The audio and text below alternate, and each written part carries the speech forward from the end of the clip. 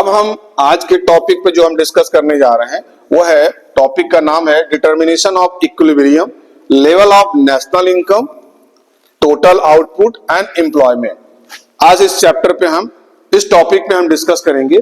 Generally equilibrium आपने class 11 में पढ़ा था कि कंज्यूमर इक्विलिब्रियम है, फिर आपने वहां पे प्रोड्यूसर इक्विलिब्रियम पढ़ा था, फिर मार्केट इक्विलिब्रियम पढ़ा था। तो ये तीनों इक्विलिब्रियम का कंसेप्ट था कि सब जब दोनों चीजें बराबर होंगी तो वहां पे इक्विलिब्रियम बनेगा। अब यहाँ पे किन्स महोदय ने जनरली उन्होंने यहाँ कहा कि एग्रीगेट डिमांड और एग्रीगेट सप्लाई की बात की कि दोनों अप्रोच, जनरली इसको आपको एक तरह से एज्यूम किया उन्होंने कि एजम्पशन उनका है कि ऐसा होना चाहिए तभी आप ये एप्लीकेबल होगा। अगर इसको एजम्पशन को ये दो तीन पॉइंट उन्होंने लिखाया है कि जैसे हमने वहां पे यहाँ तो कहा कि पहला तो उन्होंने कहा कि प्राइस फिक्स होना चाहिए तभी ये थ्योरी इस पे एप्लीकेबल है। तो price level in the economic is fixed, price जो है चेंज नहीं होगा, फिक्स होगा तभी ये जो कंसेप्ट है इस पे एप्लीकेबल है। AD is dash to AS यानी कि अप्रोच। अब दूसरा उन्होंने कहा, जैसे आपने यहाँ पे पढ़ा था जब स्टार्टिंग में जब मैंने एग्रीगेट डिमांड पढ़ाया था तो C प्लस I प्लस आपको कहा ना कंजम्पशन, इन्वेस्टमेंट और आपका गवर्नमेंट इन्वेस्टमेंट और प्लस नेट एक्सपोर्ट इंपोर्ट, ये पढ़ा था। तो किन्स महोदय ने कहा था कि आपको ये चीजें नहीं पढ़नी है, केवल आपको क्या पढ़ना है, कंजम्पशन और इन्वेस्टमेंट, इनकम इन्वेस्टमेंट आपको पढ़ना है। तो ये चीज कह रहा है कि ये गवर्नमेंट इसमें theory is applicable only under short run. और मैंने उसमें भी ये भी बात कहा था कि शॉर्ट मतलब आपके पास ये पैसा जो है, मान लीजिए आपके पास समय कम है, आपके पास प्लानिंग है, लेकिन आप जब तब तक सोचेंगे तब तक वो समय आपको समय दिएगा कि 5 मिनट में आपको इन्वेस्टमेंट करना है, तो जब तक आप सोचेंगे जब तक मार्केट पहुंचेंगे तब तक तो टाइम ओवर हो जाएगा। तो ये जो थ्योरी है और ये जो कंसेप्ट है एप्लीकेबल तब पर है कि ओनली शॉर्ट रन पीरियड के लिए, अंडर शॉर्ट रन। और इकोनॉमिक इज क्लोज्ड, इकोनॉमिक कैसी है, क्लोज होनी चाहिए। नो फॉरेन ट्रेड, फॉरेन का मतलब एक्सपोर्ट इंपोर्ट बता दिया, तो हमने केवल AD is equal to C plus I यानी कि केवल हम इसकी बात कर रहा है। अगर ये चीज होगी तभी ये कंसेप्ट जो है इस पे एप्लीकेबल है। तो पहला उन्होंने कहा कि प्राइस लेवल फिक्स होना चाहिए, दूसरा कहा कि थ्योरी जो है एप्लीकेबल शॉर्ट रन के लिए होना चाहिए, तीसरा उन्होंने कहा कि इकोनॉमिक जो है क्लोज होनी चाहिए और नो फॉरेन ट्रेड यानी कि कोई फॉरेन ट्रेड नहीं होगा। तो और देयर इज नो गवर्नमेंट, ये गवर्नमेंट वाला भी हमने हटा दिया था, तो गवर्नमेंट और एक्सपोर्ट इंपोर्ट इसमें कोई चीजें नहीं होगी। तब ये कंसेप्ट, ये थ्योरी जो है इस चीज पे एप्लीकेबल होगी कि AD से AS कैसे अप्रोच कर रहा है। तो इस चीज को अब पहले आप इस टेबुलर फॉर्म बनाएंगे, टेबुलर फॉर्म को कोशिश करिए कि इसी को आप बना लीजिएगा, क्योंकि वहां पे अगर आप एग्जाम में बहुत ज्यादा वो करेंगे तो समय भी जाएगा और हो भी नहीं पाएगा। तो आप सीधे सीधे इसी डेटा को अगर आप फिट कर देंगे तो आपके लिए ज्यादा आसान होगा।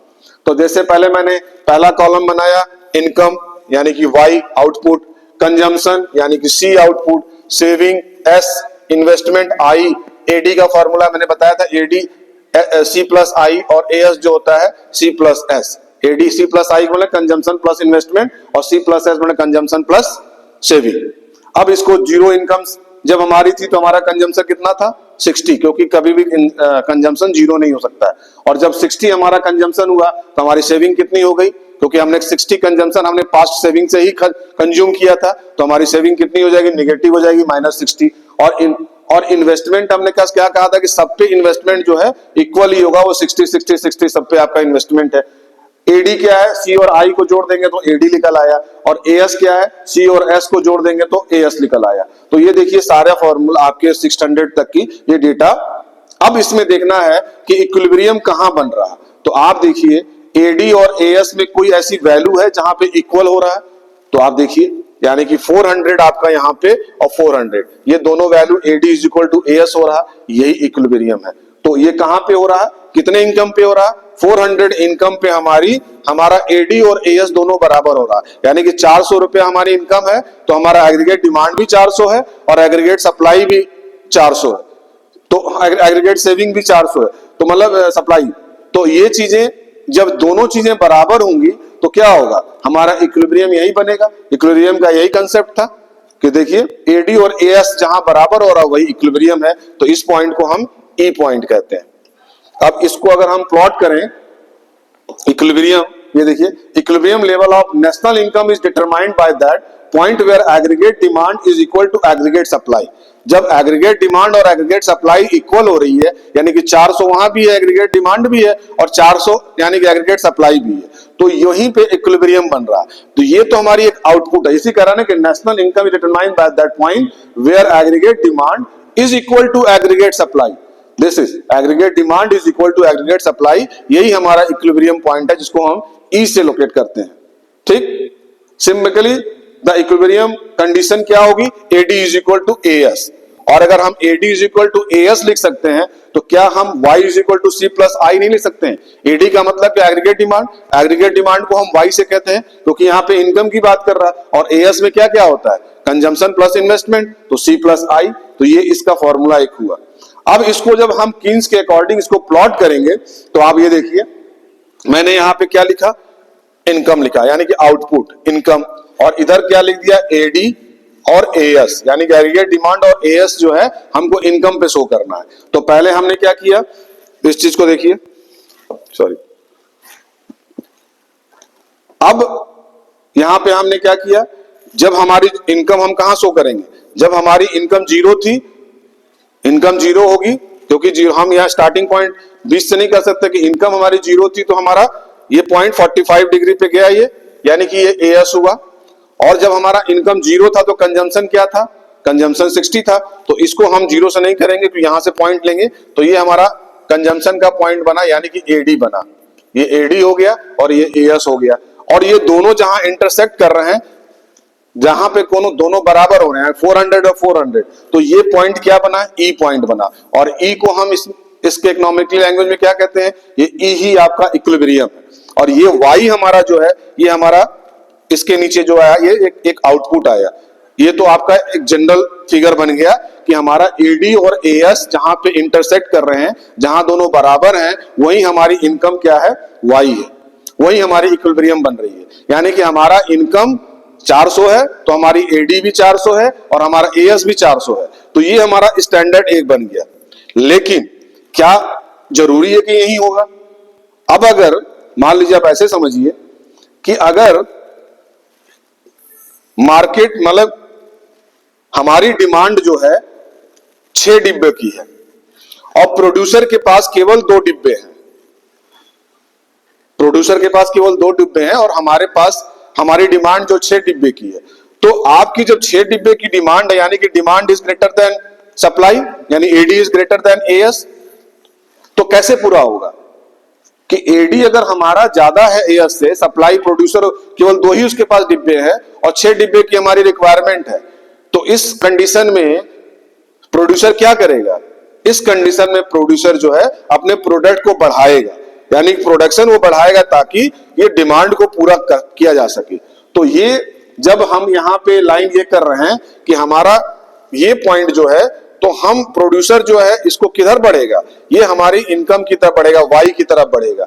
यानी कि ये देखिए फिगर में, इस पॉइंट को हम यहाँ पे A की तरफ बढ़ेंगे। ये डेटा जो है हमारा, ये पोजीशन है हमारी जिसको हम A नाम दिए हैं, और हमारा दूसरा पोजीशन जो है जिसको हम B नाम दिए हैं, कि अगर हमारे पास डिमांड कम है और सप्लाई ज्यादा है तो तब भी तो हमारी इनकम, डिमांड हमारी ज्यादा है क्योंकि एक पॉइंट यहां बन रहा है, तो ये हमारा, इसको हम AD डैश कहते हैं और इसको हम AB डैश कहेंगे। तो अगर हमारा डिमांड बढ़ रहा, मतलब हमारी डिमांड कम है और सप्लाई ज्यादा है, तो उस कंडीशन में प्रोड्यूसर क्या करेगा, अपने प्रोडक्ट को कम करेगा, प्रोडक्ट कम करेगा तभी तो यहाँ इक्विलिब्रियम बनेगा। तो वो इक्विलिब्रियम पहुंचने के लिए वो अपने को रिड्यूस करेगा, और जब डिमांड ज्यादा है, AD is greater then AS, तो वो प्रोड्यूसर प्रोडक्ट को बढ़ाने के लिए वो इनकम उसकी तरफ बढ़ेगा, इक्विलिब्रियम तक पहुंचने के लिए वो आगे बढ़ेगा। तो देखिए मैंने इसको एरो ऐसे किया है और इसको एरो ऐसे किया है। तो अगर सप्लाई ज्यादा है तो वो रिड्यूस करेगा, और डिमांड ज्यादा है तो वो सप्लाई को बढ़ाएगा। तो बढ़ने का एरो देखिए इधर से जा रहा है और घटने का एरो जो प्रोड्यूसर को ये इस तरह से आ रहा है। तो इसी चीज को, यानी कि AD is less then AS है, तो इस कंडीशन में ये फिगर बने, यहां से बढ़ेगा, और अगर हमारा AD is greater then AS है तो ये इधर बनेगा। तो इसी चीज को हमने और इसको लिख के पॉइंट बनाया है। तो पहले पॉइंट A पे देखिए, ये देखिए इसको फिगर बनाया है कि AD is greater then AS, तो देखिए ये फिगर समझिए, यहां पे इक्विलिब्रियम बन रहा, ये एडी और ये देखिए हमने फिगर बनाया, ये एएस है और ये एडी है और एडी के यहां बनाया।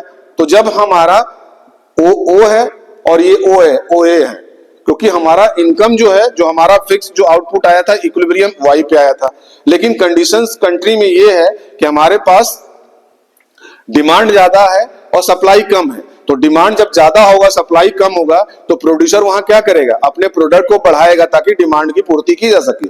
तो इसके लिए ये प्रोड्यूसर क्या करेगा, ये अपनी चीजों को बढ़ते हुए ये इसके तरफ बढ़ेगा, यानी कि ए से वो वाई की तरफ बढ़ेगा। और जब उल्टी स्थिति हो जाएगी कि डिमांड कम है और सप्लाई ज्यादा है, तो वो अपने प्रोडक्ट को प्रोड्यूसर क्या करेगा, रिड्यूस करेगा करके और यहां तक पहुंचने की कोशिश करेगा। तो यही हमारा इक्विलिब्रियम इसका बनेगा। ए पॉइंट पे ये बनेगा जब हमारा कंडीशन जो है पॉइंट ए पे AD is greater than AS, तब तो ये पॉइंट बनेगा।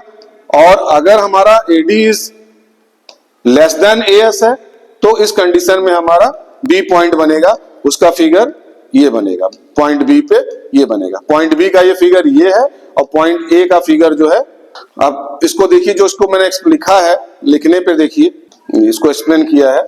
एडी इज, ये तो बी का पॉइंट है, पहले हम ए वाला देखिए, AD is greater than AS, point A पे ये फिगर बनेगा। और इसके बारे में आप लिखेंगे पॉइंट ए पे, it is a situation of excess demand. ये क्या सिचुएशन शो करता है कि डिमांड ज्यादा है, एडी अगर ग्रेटर है सप्लाई से, तो ये सिचुएशन क्या क्रिएट करता है, ये सिचुएशन क्रिएट करता है एक्सेस डिमांड का, यानी कि डिमांड ज्यादा है, सप्लाई कम है। प्रोड्यूसर क्या करेगा, the producer will suffer the loss of unfulfilled. यहां पे प्रोड्यूसर क्या सफर कर रहा, unfulfilled demand and there is no unplanned decrease in stock of goods. अब वहां पे प्रोड्यूसर क्या फुलफिल कर रहा है कि उसकी कोई प्लानिंग नहीं है और अपने स्टॉक को, unplanned decrease in stock of goods, ऐसा उस प्लानिंग नहीं किया इसलिए इसकी स्टॉक कम हो गया। अगर उसकी प्लानिंग हुई होती तो वो अपने स्टॉक को रखता बराबर, ताकि वो लोगों की डिमांड को पूर्ति किया सकते। तो इसीलिए सेंटेंस को लिखा है कि the producer will suffer the loss of unfulfilled demand. वो लॉस में जाएगा क्योंकि उसकी कोई प्लान नहीं थे, there is unplanned decrease in stock of good. क्योंकि अगर उसको प्लानिंग होती तो वो अपना प्रोडक्ट को रखा होता तो डिमांड पूरी हो जाती, लेकिन उसकी कोई प्लानिंग नहीं थी, इसलिए उसको क्या हुआ, उसके स्टॉक वहां पे कम पड़ गए, stock decrease in stock of goods. तब क्या करेगा, तीसरा point, to avoid this loss, इस अब हो गया तो हो गया, अब इसको लॉस को अवॉइड करेगा और प्रोड्यूसर क्या करेगा, अपने प्रोडक्शन को एक्सपैंड करेगा by hiring more factors of production.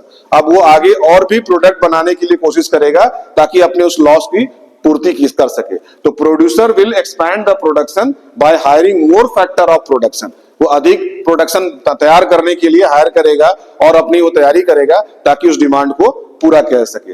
तो this will increase the output from OA to OY and stabling of the equilibrium will be restored at point A. अब उसके फिगर में मैंने क्या बताया कि वो क्या प्रयास करेगा, अब वो ओए यानी कि ओए ये है, ओ ए से बढ़ के वो ओ आई तक पहुंचेगा, वो इसके लिए ताकि कि इक्विलिब्रियम बनाया जा सके। इक्विलिब्रियम तभी बनेगा जब वो उसकी सारे प्रोडक्ट की पूर्ति कर देगा। तो एग्रीगेट डिमांड और एग्रीगेट सप्लाई जब बराबर होगा तभी तो इक्विलिब्रियम बनेगा ना। तो प्रोड्यूसर के पास कंडीशन ये है कि एग्रीगेट डिमांड ज्यादा है, एग्रीगेट सप्लाई कम है, उसके कुछ रीजन है। अगर ऐसा है तो इसका मतलब कि डिमांड ज्यादा है, एक्सेस डिमांड सिचुएशन क्या है, एक्सेस डिमांड की है। और दूसरा, ऐसा क्यों हुआ, क्योंकि उसकी प्लानिंग नहीं थी। वो अगर उसकी प्लानिंग होती, क्योंकि वो प्लानिंग उसकी, वो उसको स्टोर नहीं कर पाया, उतना उसी रख नहीं पाया, इसलिए उसको लॉस हुआ। तो इसको पूर्ति करने के लिए प्रोड्यूसर क्या करेगा, अपने प्रोडक्ट को बढ़ाएगा। तो बढ़ाएगा यानी कि उसकी तो ये इक्विलिब्रियम पॉइंट वाई पे बन रहा है, तो वो जीरो ए उसका जो आउटपुट था, जीरो आउट जो उसका था, तो जीरो ए से वो जीरो वाई की तरफ पहुंचने की कोशिश करेगा ताकि इक्विलिब्रियम बन सके। तो ये तो कंडीशन होगा पॉइंट आपके ए पे। अब पॉइंट, ये पॉइंट ए की बात कर रहे हैं, पॉइंट ए पे इक्विलिब्रियम बनाने के लिए प्रोड्यूसर को अपने प्रोडक्ट को बढ़ाना होगा, तभी वो इक्विलिब्रियम पॉइंट पे पहुंचेगा, नहीं तो AD is equal to S हो ही नहीं सकता है। और यही चीज ठीक इसका उल्टा कि जब एग्रीगेट डिमांड कम है, यानी कि aggregate demand is less then aggregate supply, तो उस कंडीशन में प्रोड्यूसर क्या करेगा, उस समय सिचुएशन क्या है कि उसके पास डिमांड कम है और सप्लाई ज्यादा है, यानी कि उसके पास स्टॉक में ज्यादा चीजें हैं, तो उस कंडीशन में वो प्रोड्यूसर है तो प्रोड्यूसर क्या करेगा, प्रोड्यूसर अपने प्रोडक्ट को रिड्यूस करेगा, पहले उसको कंज्यूम करने खपत करने की कोशिश करेगा, तो वो जब रिड्यूस करेगा और उस चीज को, क्योंकि वहां भी उसके साथ एक प्रॉब्लम है कि उसने आवश्यकता से अधिक डिमांड को देखा नहीं, प्लान नहीं किया और वो उस चीज को स्टोर कर लिया, तो जिसकी वजह से उसका क्या हुआ कि डिमांड कम है और सप्लाई उसके पास ज्यादा है। तो उस कंडीशन में इक्विलिब्रियम जो प्रोड्यूसर है वो इक्विलिब्रियम तक पहुंचने के लिए क्या करेगा, अपने बी पॉइंट से, क्योंकि उसका आउटपुट बी है और बी से, क्योंकि उसकी आउटपुट ज्यादा है तो बी से वो बैलेंस करने के लिए क्या करेगा, वो अपने चीजों को रिड्यूस करेगा और बी पॉइंट से वो बी वाई तक पहुंचने की कोशिश करेगा ताकि मार्केट में इक्विलिब्रियम हो सके, यानी कि aggregate demand is equal to aggregate supplies हो सके, aggregate supply is equal to aggregate demand हो सके। तो इस पॉइंट, तो यहां पे इस चैप्टर में 2 पॉइंट पे आपको इक्विलिब्रियम समझना है। एक पॉइंट जो डिमांड ज्यादा है सप्लाई कम है, तब आप क्या करेंगे, प्रोड्यूसर डिमांड ज्यादा है सप्लाई कम है तो सप्लाई कम है तो क्या करेगा, अपनी सप्लाई को बढ़ाएगा, और अगर उसकी डिमांड कम है और सप्लाई ज्यादा है तो अपनी सप्लाई को कम करेगा। इस दोनों को, क्योंकि इक्विलिब्रियम तो यहाँ पे यही होता है, कंजम्पशन और AD is equal to AS, वहीं पे इक्विलिब्रियम जहां इंटरसेक्ट हो रहा है वहीं इक्विलिब्रियम बन रहा है। लेकिन इस चीज को मार्केट में सिचुएशन क्या है, ये तो फैक्ट है कि जहां पे एडी होगा 400 एडी है और 400 एएस है, यानी कि AD is equal to AS, वहीं पे इक्विलिब्रियम बनेगा। लेकिन मार्केट की सिचुएशन क्या है, आउटपुट क्या है, आउटपुट ये है कि डिमांड ज्यादा है और सप्लाई कम है। तो डिमांड अगर ज्यादा है सप्लाई कम है तो प्रोड्यूसर उसको आगे उस चीज को, अब सप्लाई कम है तो उसकी कुछ ना कुछ तो रीजन होंगे, तो डिमांड ज्यादा है सप्लाई कम, सप्लाई ज्यादा है यानी कि मार्केट में सिचुएशन कैसा है, एक्सेस डिमांड की है, और एक्सेस डिमांड की है तो अब प्रोड्यूसर को क्या करना होगा, प्रोड्यूसर को अपने सप्लाई को बढ़ाना पड़ेगा, यानी कि प्रोडक्ट और तैयार करेगा, हायर करेगा और इस चीज को फुलफिल करने की कोशिश करेगा। तो जब वो हायर करेगा तो वो फुलफिल कब करेगा, जब अपने रियल आउटपुट से वो इक्विलिब्रियम पॉइंट में पहुंचेगा, यानी कि OA से वो OY तक पहुंचेगा तो उसकी इक्विलिब्रियम पॉइंट बनेगा। इसी तरह अगर सप्लाई ज्यादा है डिमांड कम है तो वो प्रोड्यूसर भी मार्केट में क्या करेगा, अपने प्रोडक्ट को रिड्यूस करेगा और वो भी अपने मेन आउटपुट से अपने बैलेंस करने के लिए, इक्विलिब्रियम करने के लिए वो अपने सामान को जो रिड्यूस करेगा, इसी को ये एरोस के द्वारा हम दिखा रहे हैं कि अपने वो बी पॉइंट से बी वाई तक मतलब आने की कोशिश करेगा ताकि कि इक्विलिब्रियम पॉइंट बन सके। तो आप ये देखिए बी पॉइंट पे भी देखिए मैंने इस चीज को एक्सप्लेन किया है, इसी चीज को लिखा है कि अगर AD is less than AS है पॉइंट बी पे तो it is situation of excess supply. ये कैसा सिचुएशन है, सप्लाई मार्केट में ज्यादा है, मतलब प्रोड्यूसर के पास सप्लाई ज्यादा है, प्रोडक्ट ज्यादा है, डिमांड कम है। देयर विल बी, और ये क्या सिचुएशन को शो करता है, there will be unplanned increase in stock of good. वो प्लानिंग में नहीं था, आवश्यकता से अधिक उसने प्रोडक्ट तैयार कर लिया, तो इसको unplanned increase in stock of goods कहते हैं। An increase and excess in inventory accumulate firm will reduce the factor of production to cut down the production। और इसका इस इन्वेस्टमेंट पे प्रोड्यूसर क्या करेगा, अपनी चीजों को कम करेगा, और दिस विल रिड्यूस, और वो क्या रिड्यूस करके क्या करेगा, ओबी से ओवाई तक पहुंचने की कोशिश करेगा, यानी कि ability to equilibrium will be restore at point A. और मैंने कहा वो क्या करेगा, फिगर में देखिए मैंने कहा था कि वो ओए से, भाई ओए से जब डिमांड ज्यादा था तो वो क्या कर रहा, प्रोड्यूसर ओवाई तक पहुंचने की कोशिश कर रहा, और जब हमारा डिमांड कम है और सप्लाई ज्यादा है तो ओ बी से ओ वाई तक पहुंचने की कोशिश करेगा, यानी कि वो रिड्यूस करेगा। तो यही इस फिगर पे शो किया गया है और इसमें कुछ नहीं है। तो इसी को फिर उन्होंने लिखा बी पॉइंट पे 2 पॉइंट हो गए, एक पॉइंट आपका हो गया एक्सेस, तो उसको कम करेगा और कम करके ओबी से ओ वाई तक आएगा, स्टेबिलिटी करेगा। क्यों करेगा, क्योंकि उसको इक्विलिब्रियम पॉइंट पे ई पे लाना है।